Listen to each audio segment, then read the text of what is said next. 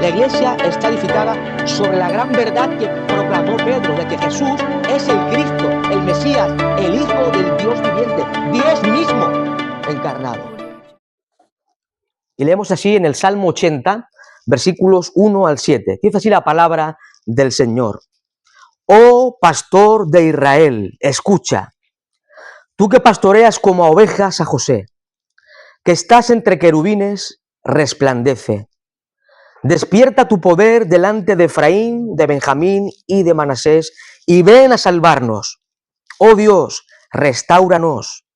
Haz resplandecer tu rostro, y seremos salvos. Jehová, Dios de los ejércitos, ¿hasta cuándo mostrarás tu indignación contra la oración de tu pueblo? Les diste a comer pan de lágrimas y a beber lágrimas en gran abundancia. Nos pusiste por escarnio a nuestros vecinos, y nuestros enemigos se burlan entre sí. Oh Dios de los ejércitos, restáuranos, haz resplandecer tu rostro, y seremos salvos. Hasta aquí la lectura de la palabra de Dios. He puesto por título a este mensaje, a esta reflexión, restáuranos, oh pastor. Creo que no podría ser otro, ¿no? Restáuranos, oh pastor. Con respecto al Salmo 80, vemos de que este salmo es una oración donde el autor sagrado, en este caso el salmista, pide a Dios en oración por la restauración de su pueblo. El salmista ruega a Dios por la restauración de su pueblo. El Salmo 80 consiste en una súplica nacional en un momento de gran crisis espiritual, política, nacional, en medio de una gran crisis de decadencia espiritual, gran calamidad a nivel nacional del pueblo de Israel.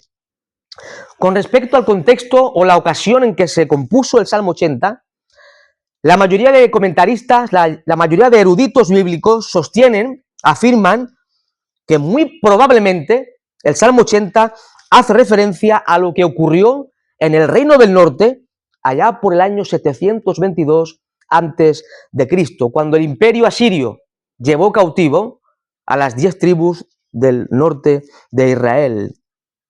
Dice un comentarista que aunque no se sabe de cierto cuándo y por qué motivo fue compuesto el Salmo 80, la opinión más probable es que la compuso alguien que vivía en Judea, en la parte sur de Israel, antes de la cautividad babilónica. Y que su oración en ese Salmo 80 es por las 10 tribus del norte, que ya estaban en el cautiverio, que ya estaban en el destierro.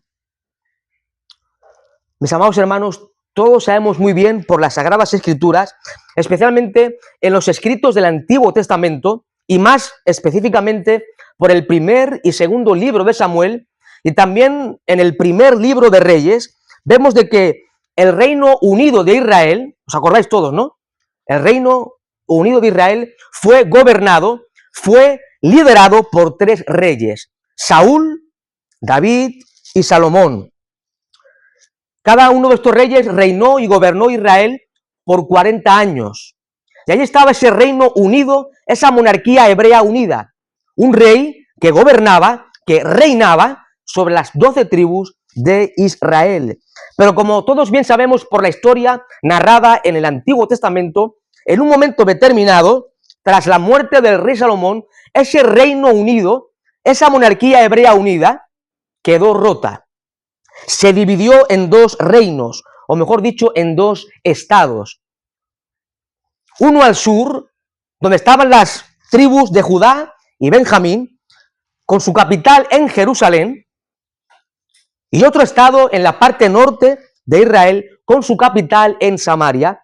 Ahí estaban las 10 tribus de Israel. Ahora, cuando leemos la literatura del Antiguo Testamento, especialmente los libros proféticos y más especialmente aún el primer y segundo libro de Reyes, vemos que los reyes que reinaron en la parte norte, todos fueron impíos y malvados. Amén.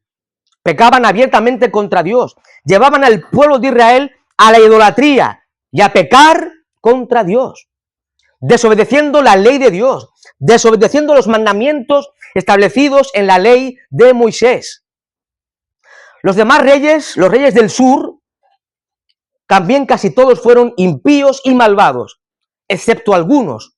Había algunos que fueron fieles, que fueron piadosos y temían al Señor.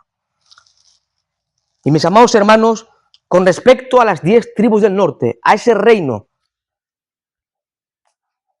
reinaba la impiedad, la injusticia y la rebeldía contra Dios y su santa ley. Sin embargo, Dios, que es misericordioso, Dios llamaba a su pueblo al arrepentimiento. Mientras el pueblo se iba tras los dioses ajenos, dioses falsos, pecando abiertamente contra el Dios que los salvó de la esclavitud egipcia, no obstante, Dios, en su gracia, en su misericordia, llamó al pueblo vez tras vez al arrepentimiento y a volverse a Dios. Y cuando leemos algunos de los libros proféticos, especialmente el libro del profeta Oseas, libro del profeta Amós, etcétera, etcétera, vemos de que este Dios bondadoso, Dios infinito en gracia y misericordia, les envió a su pueblo muchos profetas, los cuales amonestaron a la nación de Israel, los cuales llamaron al pueblo de Israel al arrepentimiento y a volverse a Dios. Y tenemos, por ejemplo, un sencillo ejemplo en la profecía de Amós, capítulo 5, versículos 1 al 7. Libro del profeta Amós, capítulo 5, versículos 1 al 7. Dice así la palabra de Dios. Aquí vemos cómo el Señor amonesta a través del profeta a esta nación de Israel. Dice así el texto sagrado: oíd esta palabra que yo levanto para lamentación sobre vosotros, casa de Israel. Cayó la Virgen de Israel y no podrá levantarse ya más. Fue dejada sobre su tierra, no hay quien la levante. Porque así ha dicho Jehová el Señor: la ciudad que salga con 1000 volverá con 100, y la que salga con 100 volverá con 10 en la casa de Israel. Pero así dice Jehová a la casa de Israel: buscadme y viviréis. Buscadme y viviréis. Y no busquéis en Betel, ni entréis en Gilgal, ni paséis a Berseba, porque Gilgal será llevada en cautiverio, y Betel será desechada. Buscad a Jehová y vivid, no sea que acometa como fuego a la casa de José y la consuma, sin haber en Betel quien lo apague. Los que convertís en ajenjo el juicio, y la justicia la echáis por tierra. Versículo 8 también. Buscad al que hace las Pléyades y el Orión, y vuelve las tinieblas en mañana, y hace oscurecer el día como noche, el que llama a las aguas del mar, y las derrama sobre la faz de la tierra. Jehová es su nombre. Jehová el Señor es su nombre. Esta porción que hemos leído es un simple ejemplo de cómo Dios en su misericordia llamó a Israel a volverse a Él. Cuando leemos los profetas, ¿verdad? Isaías, Jeremías y todos los profetas, vemos cómo Dios amonesta a su pueblo a través de los santos profetas.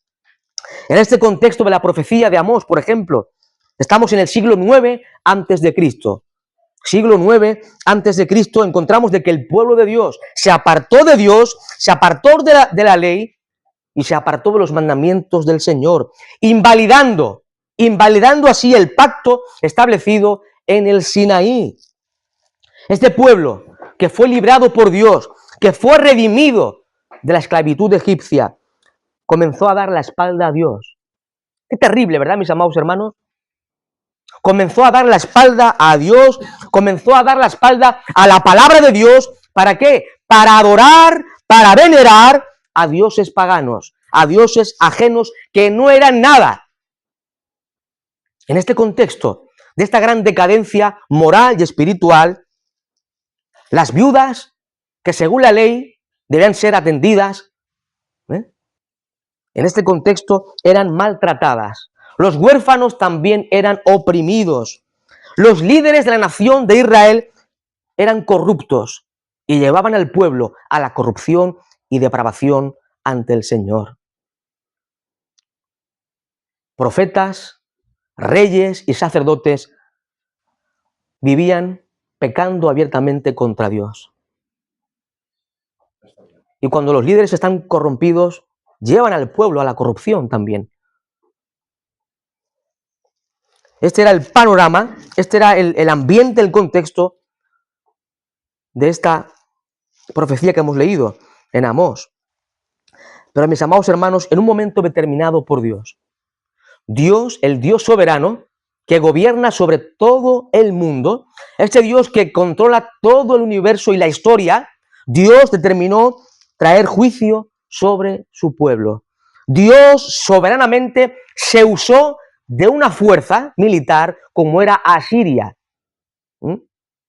Asiria era el báculo del furor de Dios. Isaías capítulo 10 lo enseña.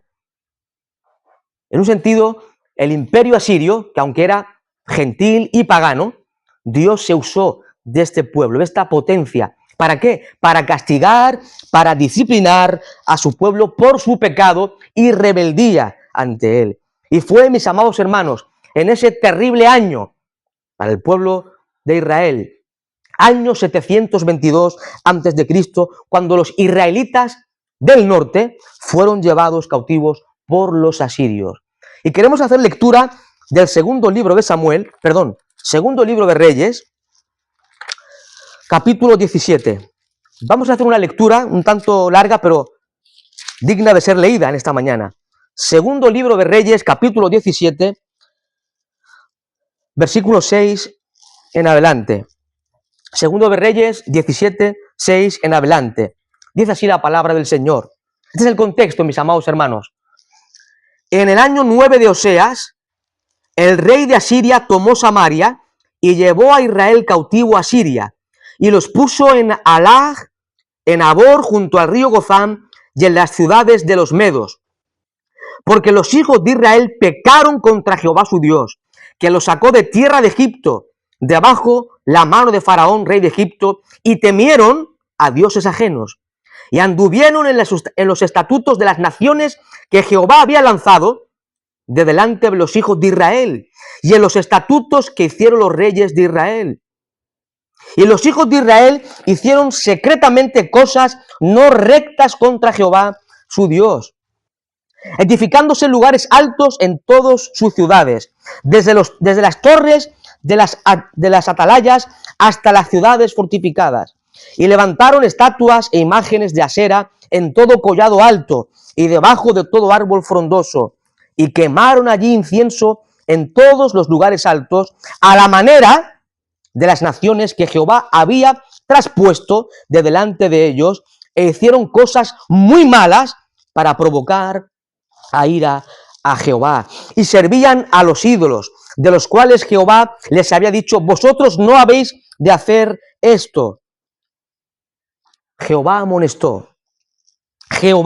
amonestó entonces a Israel y a Judá por medio de todos los profetas y todos los videntes, diciendo: volveos de vuestros malos caminos y guardad mis mandamientos y mis ordenanzas, conforme a todas las leyes que os prescribí a vuestros padres y que os he enviado por medio de mis siervos los profetas.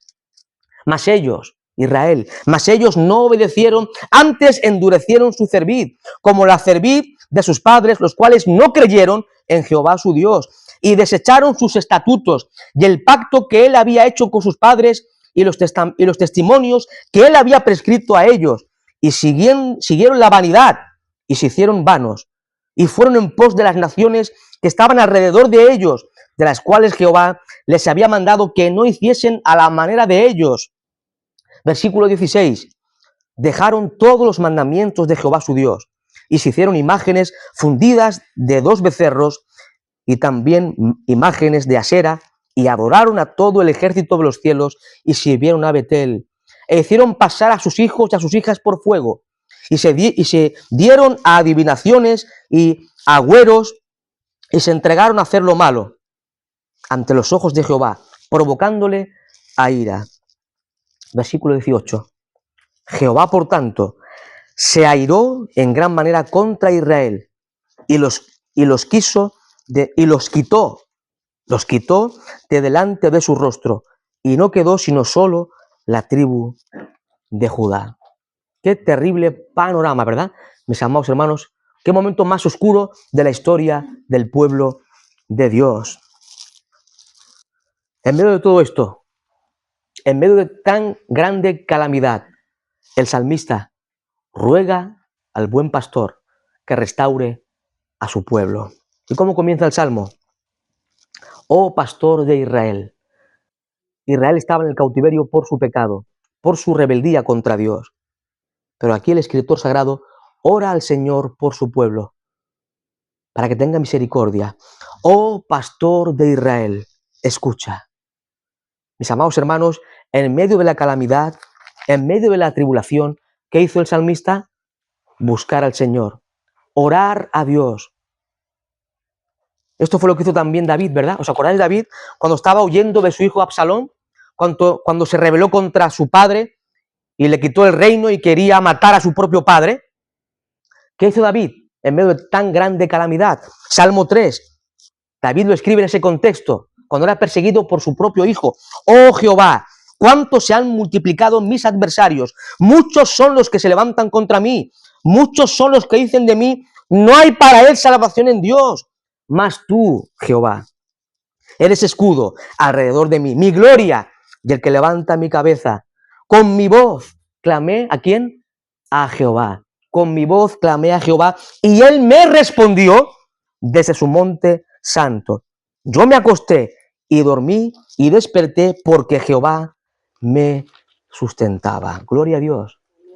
David, en medio de la calamidad, busca el rostro de Dios y Dios atiende su oración y su ruego. Y el salmista, en el Salmo 80, en medio de la calamidad, de la ruina que sobrevino a su pueblo, ¿a quién busca?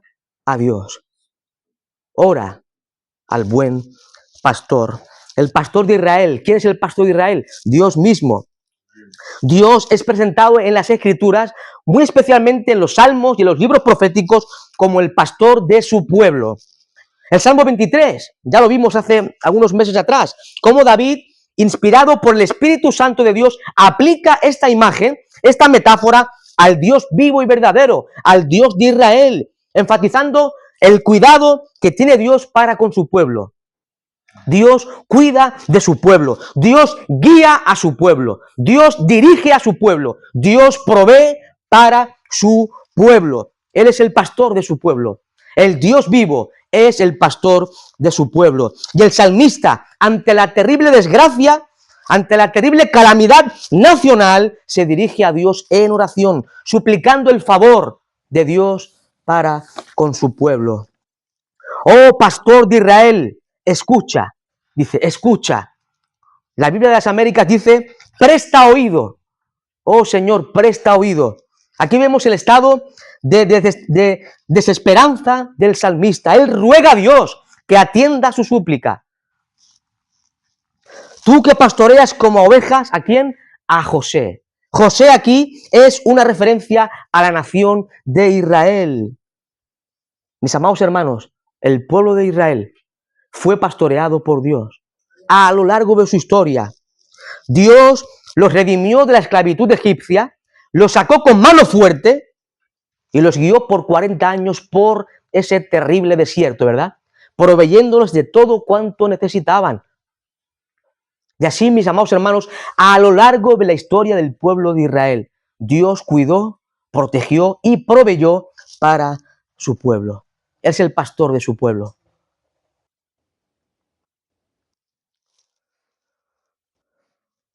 Tú que pastoreas como ovejas a José, que estás entre querubines, resplandece. Está entre querubines. ¿Qué es esto?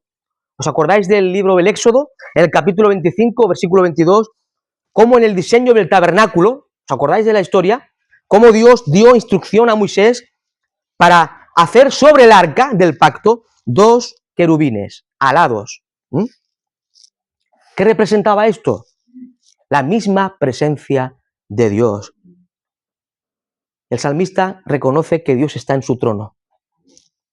Reconoce la majestad de Dios. Reconoce la soberanía de Dios. Reconoce que Dios está en su trono y que es el Altísimo. Él está entre querubines, en su trono de majestad. Mis amados hermanos, aunque atravesamos momentos difíciles, momentos de prueba, de dolor, de angustia, Dios está en su trono. No sé si esto te trae confianza. Dios está en su trono.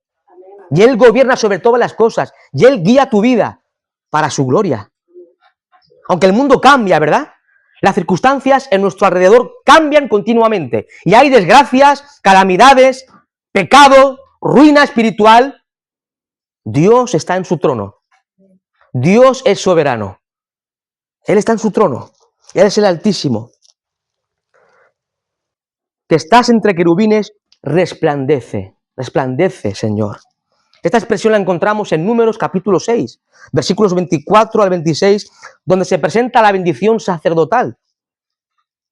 El salmista está pidiendo a Dios que extienda su gracia y su favor sobre ellos. Señor, resplandece. Es decir, extiende tu favor hacia tu pueblo. Extiende tu misericordia hacia nosotros que perecemos. Sálvanos. Es decir, líbranos de esta angustiosa situación en que nos hallamos inmersos. Líbranos de esta gran calamidad. Ten compasión, oh Dios. Muestra tu gloria sobre tu pueblo. Versículo 3, Salmo 83. Oh Dios, restáuranos. Haz resplandecer tu rostro y seremos salvos. El salmista ruega, pide a Dios por la restauración nacional de su pueblo, pero especialmente por la restauración espiritual de Israel. Recordemos, el pueblo por su pecado, especialmente por su idolatría, pereció. La nación quedó en ruinas en el sentido nacional y espiritual. El justo juicio de Dios vino sobre el pueblo de Israel.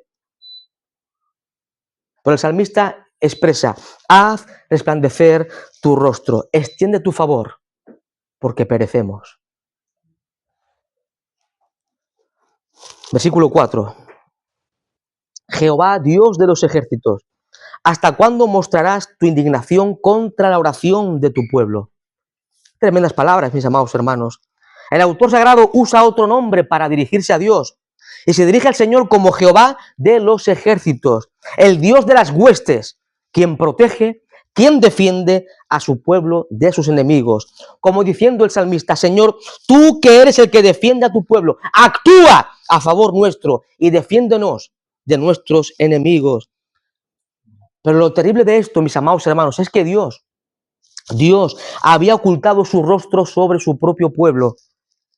Dios no atendía sus oraciones. Qué terrible es esto, ¿verdad? Dios no escuchaba las oraciones de su pueblo. Dios determinó juicio sobre el pueblo de Israel. Dios estaba irado. Dios estaba indignado contra este pueblo rebelde e infiel. Dice un comentarista que Dios esté enojado contra nosotros cuando pecamos, nos parece natural, ¿no? Es lógico, ¿verdad? Que Dios esté enfadado con nosotros cuando pecamos, nos parece natural, lógico y bíblico. Pero que Dios esté enojado incluso contra nuestras oraciones es una amarga aflicción. Que Dios esté enojado contra nuestras oraciones es una amarga experiencia, mis amados hermanos. Dios cerró el cielo para no responder a este pueblo infiel. Hay un pasaje en la profecía de Lamentaciones, en el capítulo 3, aunque en el capítulo 3 de Lamentaciones el contexto tiene que ver con el reino del sur, quien también fue llevado al cautiverio por los babilonios, pero notad lo que dice Lamentaciones capítulo 3, versículos 43 al 45. Lamentaciones 3, versículos 43 al 45. Desplegaste la ira y nos perseguiste, mataste y no perdonaste, te cubriste de nube para que no pasase la oración nuestra. El cielo se cubrió de nubes y las oraciones del pueblo no eran atendidas por el Señor. Qué terrible experiencia es esta, ¿verdad?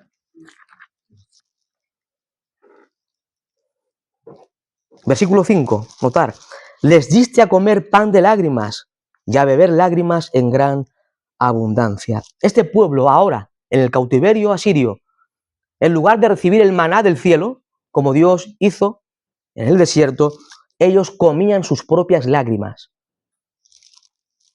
Y esto enfatiza, esto pone de relieve el sufrimiento, la calamidad y la ruina que vino sobre este pueblo. Versículo 7. Oh Dios de los ejércitos, restáuranos. Oh Dios de los ejércitos, restáuranos. Aquí vemos la insistencia del salmista en que Dios restaure y salve a su pueblo. Este pueblo de Israel se encontraba en ruinas por su pecado. Israel se encontraba en ruina por su pecado. Y mi amado hermano, puede ser que tú ya estás en Cristo, puede ser que estés en Cristo porque has creído en Él, te has arrepentido de tus pecados, has sido salvo por la pura gracia de Dios. Gloria a Dios, eres salvo. Pero quizás has pecado contra Dios. Quizás has pecado contra Dios. Quizás vives lejos de la comunión con Dios. No cultivas una relación personal de comunión con Jesucristo. A la luz de este salmo, mis amados hermanos, aprendemos que el pecado acarrea calamidad. El pecado acarrea ruina, dolor, miseria y el justo juicio de Dios.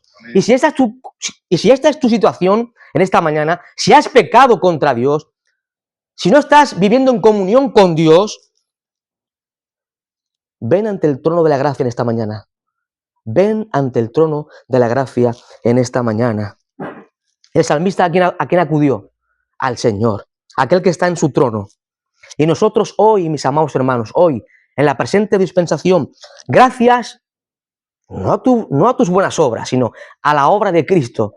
Gracias a la obra de Cristo. Gracias a los méritos de Jesucristo en nuestro lugar y favor, podemos en esta mañana acudir ante el trono de la gracia para hallar el oportuno socorro, para recibir el perdón de nuestros pecados y ser así restaurados delante del Señor. Pero debes venir ante el trono de la gracia con un corazón humillado. Como decía nuestro hermano Fernando, es cierto que Dios es nuestro Padre, ¿verdad? Y tenemos relación con Él como nuestro Padre. Pero cuidado cómo te diriges a Dios. No es un hombre, ¿eh? Es el soberano Dios. Es el Altísimo. Es el creador de cielos y tierra. Y aunque tenemos la oportunidad de acercarnos a Él como nuestro Padre, hay que guardar suma reverencia ante la majestad de Dios. Él es majestuoso. Él es glorioso. Y debemos venir ante Él en esta mañana humillados, arrepentidos, reconociendo su grandeza y nuestra pequeñez, reconociendo su santidad y nuestra pecaminosidad. Este pueblo cometió idolatría, muy concretamente, adorando y dando culto a dioses ajenos. Y quizás tú, mi amado hermano, quizás tú no te postras ante una estatua, ¿verdad? Pero quizás el dinero, el trabajo, tus hobbies personales han ocupado un lugar que le corresponde a Jesucristo. Este pueblo de Israel dejó al Dios que lo salvó y colocó a otros dioses. Y quizás nosotros hoy no adoramos a la Virgen María o al Santo Tomás o sea lo que sea, no nos postramos ante estatuas, pero quizás hay cosas que han ocupado un lugar que le corresponde a Jesucristo. El dinero, que es muy goloso, ¿verdad? El dinero, raíz de todos los males, es el amor al dinero. El trabajo. Cuidado con el trabajo. Hay que trabajar, por supuesto, pero que no ocupe el lugar de Dios, porque entonces se convierte en idolatría. Tus hobbies. Es bueno tocar la guitarra, es bueno tocar el piano, es bueno hacer deporte. Estupendo. Pero que no ocupe el primer lugar en tu corazón. Quizás tú mismo te has puesto en el lugar que le corresponde al Rey. Y eso es pecado terrible, mis amados hermanos. Eso es idolatría. Y creo que necesitamos ser restaurados por el Señor en esta mañana. Solo Cristo puede restaurarte. Solo Cristo puede confortar tu alma, mi amado hermano. Tu pecado no te deja hallar descanso.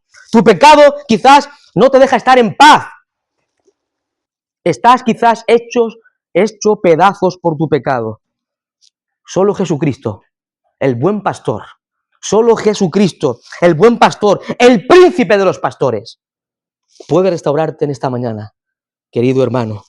Y podemos decir en esta mañana, podemos exclamar en esta mañana, restáuranos, oh Cristo. Restáuranos, oh Cristo, el buen pastor, el gran pastor, el príncipe, el jefe de los pastores. ¿Os acordáis de la vida del rey David? Uno de los personajes más destacados de la Biblia, el rey David, fue un hombre conforme al corazón de Dios. Sin embargo, como todos bien sabemos por su biografía, cometió horribles y terribles pecados delante de Dios, como adulterio, homicidio, etcétera, etcétera. Pero a pesar de los terribles pecados que David cometió, el Señor en su gracia, el Señor en su bondad, restauró y confortó a David. Y hoy, el buen pastor, Cristo, hoy, el buen pastor, Cristo, este pastor que dio su vida por sus ovejas, este buen pastor que entregó su vida en la cruz por su pueblo, que murió para redimirnos de la ira de Dios, porque la ira de Dios estaba sobre nosotros por el pecado. Ese Cristo que fue a la cruz y dio su vida para rescatarnos de la maldición, de la ira y del infierno, Él te puede restaurar en esta mañana. Recuerda de que tenemos un sumo sacerdote que se compadece de nuestras, de tus y de mis debilidades. Hebreos capítulo 4, ese sumo sacerdote es Jesucristo. Ven a Él en esta mañana y serás confortado. Tu alma será restaurada.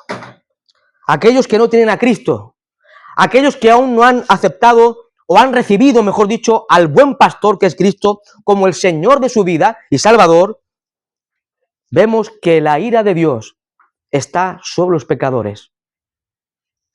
El pecado te lleva al infierno. Si no estás en Cristo, el pecado te lleva al infierno. La ira de Dios está sobre ti si no estás en Cristo. El que cree en el Hijo tiene vida eterna, pero el que rehúsa creer en el Hijo no verá la vida, sino que la ira de Dios está sobre él. Juan 3:36.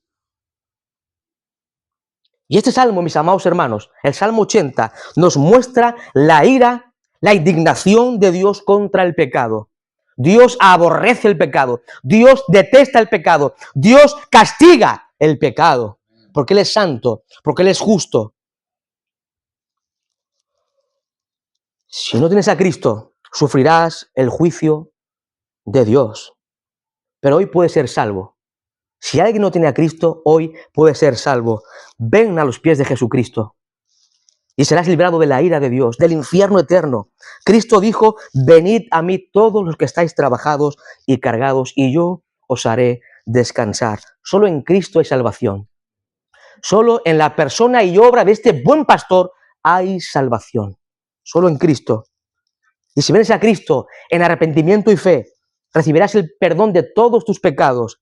Serás reconciliado con Dios y hallarás la salvación y la vida eterna. Cristo es la propiciación por nuestros pecados, pero no solamente por los nuestros, sino por los de todo el mundo. Primera de Juan 2:2. Cristo es el que satisfizo la justicia de Dios. Cristo aplacó la ira de Dios en la cruz. Y solamente refugiándonos en Cristo podemos ser librados de la ira venidera. Solamente refugiados en Jesucristo podemos ser librados de la ira venidera. En esta mañana la oración podría ser así. Oh Dios, restáuranos, haz resplandecer tu rostro, conviértenos a ti desde lo terreno a lo celestial, convierte nuestras voluntades rebeldes a ti. Y cuando seamos convertidos, muéstranos tu faz para que podamos conocerte. Muéstranos tu poder para que podamos temerte. Muéstranos tu sabiduría para que podamos reverenciarte. Muéstranos tu bondad para que podamos amarte. Muéstranosla siempre para que en medio de la tribulación podamos seguir adelante con semblante gozoso y ser salvos. Cuando tú nos salves, seremos salvos. Tú apartas tu mano y no podemos ser salvos. En este salmo, mis amados hermanos, aprendemos de que no hay salvación posible a no ser por el favor de Dios.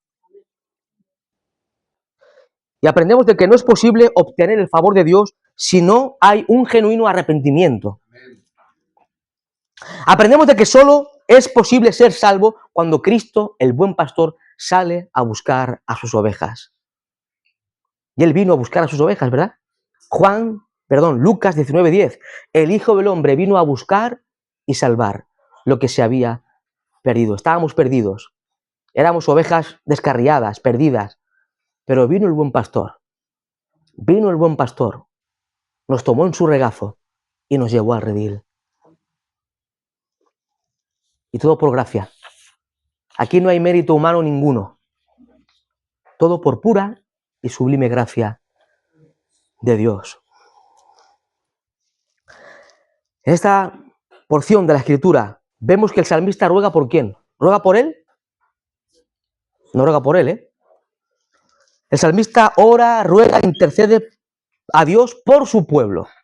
Por su pueblo. No pide por él solamente, él está incluido, pero no ora por él solamente a nivel individual, sino a nivel colectivo. Es una oración, no es una oración aislada de la comunidad. Nosotros también, mis amados hermanos, en el presente, en la presente dispensación, oigan bien, en el presente somos el pueblo de Dios. Aquellos que hemos creído en Cristo somos el pueblo de Dios. Y somos un pueblo. Somos un solo pueblo. Y mi amado hermano, ¿cómo oras? Pregúntate esta mañana, ¿cómo oras? ¿Oras por ti solo? ¿Oras por tus peticiones personales? ¿O oras por tu hermano también? ¿Estamos orando por los demás?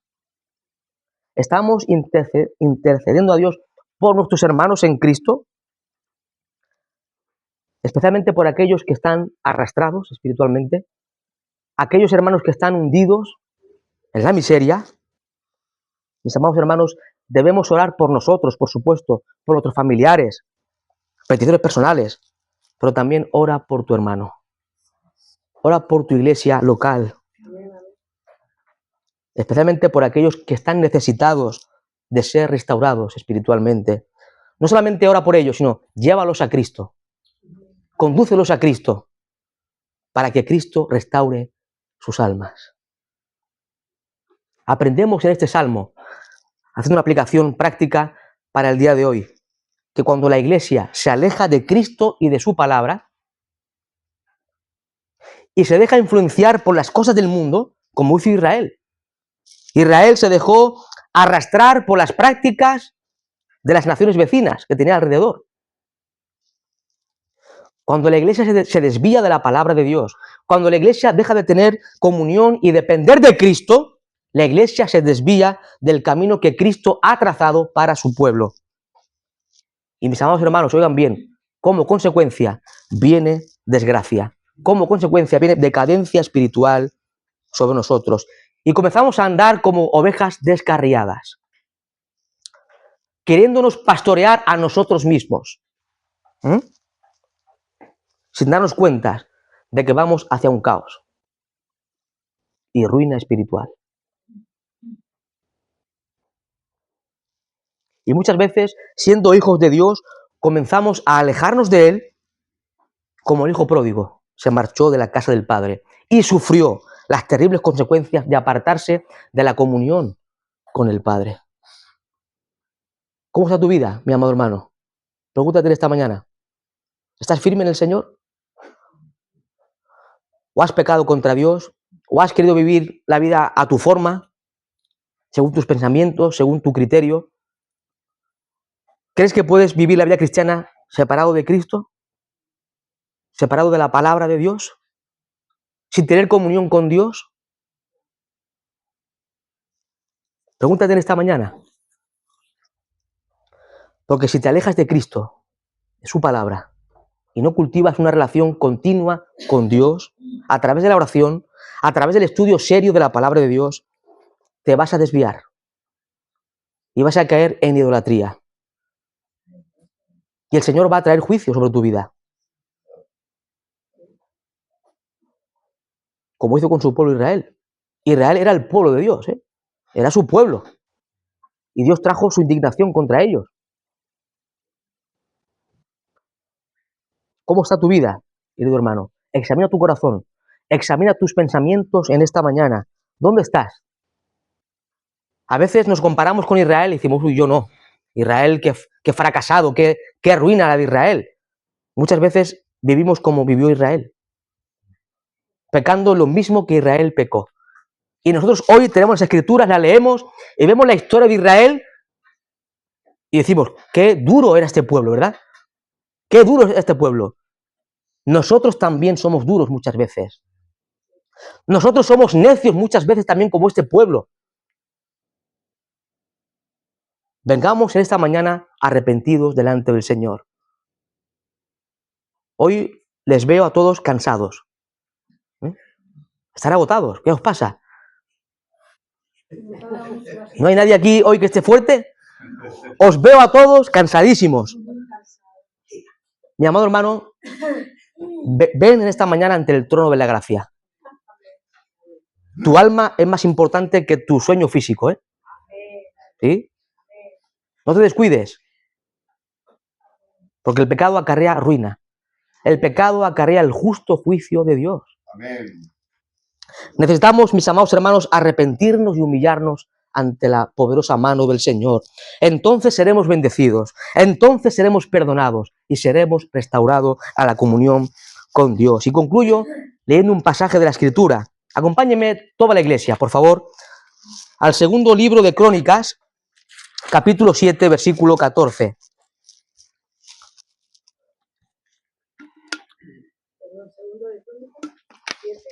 Sí. No es segunda, ¿eh? Aquí voy a corregir algo. No se dice segunda de Crónicas, ni segunda de Samuel, ni segunda de Reyes, porque no es una carta, es un libro. Primer libro, o primero. Esto es lo primero que me dijeron en el seminario.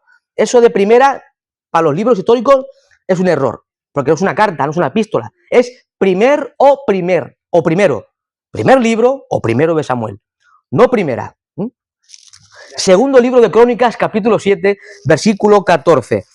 Notad lo que dice la Escritura. Dice Dios a su pueblo: y si se humillare mi pueblo, sobre el cual mi nombre es invocado, y oraren y buscaren mi rostro, y se convirtieran de sus malos caminos, entonces yo oiré desde los cielos, y perdonaré sus pecados, y sanaré su tierra. ¿Cómo está tu corazón esta mañana? Quizás necesitas ser perdonado. Dios necesita quizás, o tú, mejor dicho, necesitas que tu corazón sea sanado por el perdón que Dios trae a tu vida a través de Jesucristo. En esta porción de Segunda de Crónicas 7 vemos que se expone las condiciones para el perdón nacional de los pecados de Israel. Este texto, mis amados hermanos, tan conocidos por todos, nos enseña lo que Dios requiere para bendecir a su pueblo, para restaurarnos y para perdonarnos hoy como iglesia. Dios requiere humildad de parte nuestra, humildad, oración, humildad, oración, devoción por el Señor, devoción por el Señor y sobre todo arrepentimiento. Oh Cristo, restáuranos en esta mañana. Extiende tu gracia sobre nosotros y restáuranos, oh buen pastor. Y concluyo con una cita de Primera de Juan 1:9. Hemos dicho que a través de la sangre de Cristo, ¿verdad? A través de su sacrificio podemos entrar en la presencia de Dios. Tenemos acceso a su presencia. En Primera de Juan 1:9 dice la Escritura: si confesamos nuestros pecados, Él es fiel y justo para perdonar nuestros pecados y limpiarnos de toda maldad. Ven en esta mañana a los pies del Señor.